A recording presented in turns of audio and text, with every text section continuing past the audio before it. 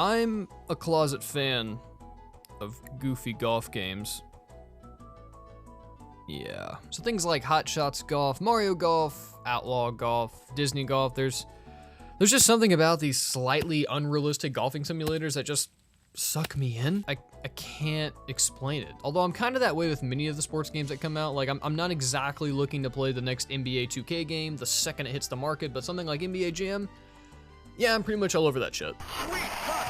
So here I am, just playing my Switch all cozy rosy on my couch one day when I hear of this little Australian gaming studio making a new golf RPG for the Switch, and I pretty much just lost my mind. Kind of like when a dog finally sees you filling up its food bowl and then it realizes that you put some gravy in there as well. Yeah, Golf Story was that gravy for me. It finally felt like Mario Golf Advanced Tour, what I consider to be top tier in terms of golfing games, was finally getting a proper sequel. Finally. Having wacky golfing mechanics is fun within itself, but if you combine an RPG element with it too, oh ho ho ho ho!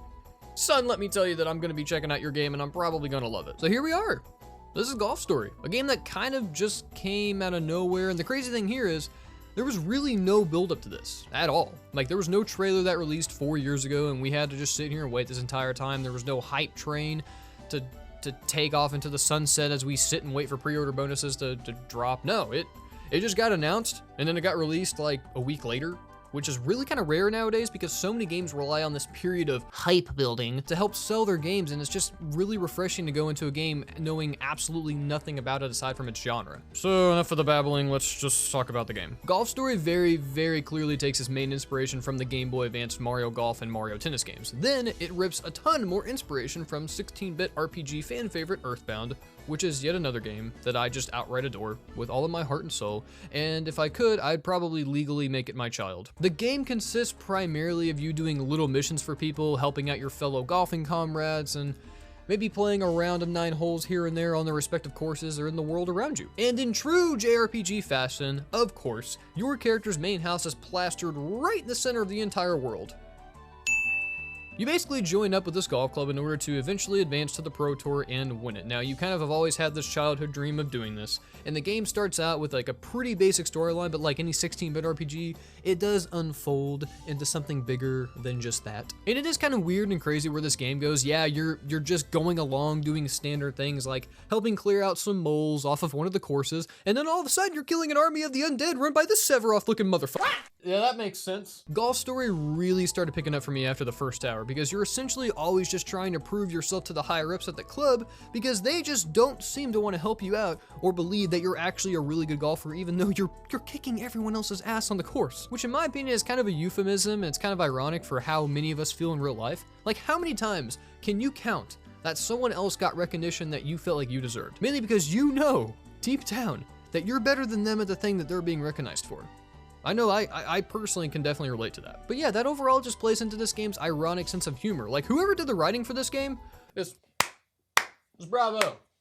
You done did good. It's always fun whenever you can really feel the characters coming into life and you can perfectly visualize what they are saying, how they're saying it, and why they're saying it. Part of that's just due to these incredibly expressive text bubbles. Like when you're working with sprites, there's just only so much you can do to make them truly stand out from the rest of the world, and you guys just nailed it here. Now, as far as the gameplay goes, yeah, it's basically your standard golfing game. Like, although Golf Story does do some things that help streamline the experience and change things up a bit, you do have your standard fare here of timing and, you know, hitting your butt.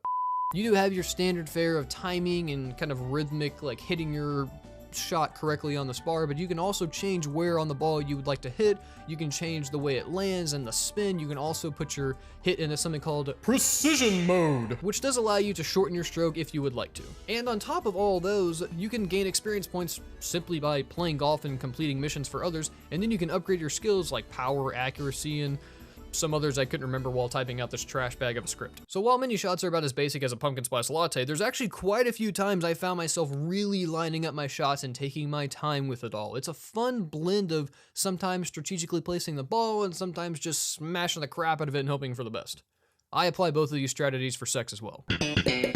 Now let me put on my gaming journalist hat and discuss one flaw that I have with this game. A lot of the missions are pretty similar, and sometimes the games can feel a little bloated at times. Is that a big deal? Not not too much for me considering I like the core gameplay so much, but I could see where some people might get a tad bored at times. But that's pretty much it. Like, other than that, it's great. It's great. It's good. But before we wrap up here today, can we all just take a step back and praise the heavens above for a run button? Because I have played too many RPGs in my day that think it's acceptable to just have the protagonist drag their asses and walk everywhere, even though they're in amazing shape. So good job, developers. No one else might have praised that inclusion, but here on Indie Jacob, we like to point out the pointless. So you're welcome. But here's the end question. Should you pick up Golf Story? Well, that depends. Do you find this type of timing and rhythmic gameplay found in older golf games fun? Because if you don't, well, what the hell is wrong with you? If you do like that style of gameplay, then absolutely go pick this up like today, like right now. Whatever you're doing currently, please quit it. Go get your Switch and download this game. It's fun. It's not amazing. It's not the best game in the world, but goddamn, it's fun. And with that, I will just bid you all a fantastic day. Thank you all for watching, and bye.